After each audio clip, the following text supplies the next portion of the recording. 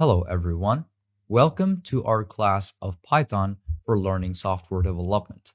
This is a beginner level class.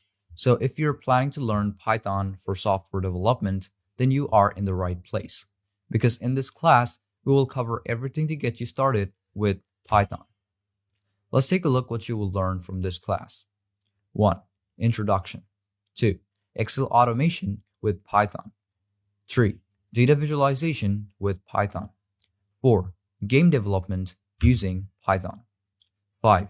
GUI application development with Python using Tkinter. 6. Image processing with Python using OpenCV and PIL. After completing this class, you'll be able to do Excel automation such as automate reports and workflows, data visualization, create charts and dashboard, game dev, build 2D games with Python, GUI apps, develop desktop apps, image processing, which is an AI-driven vision apps.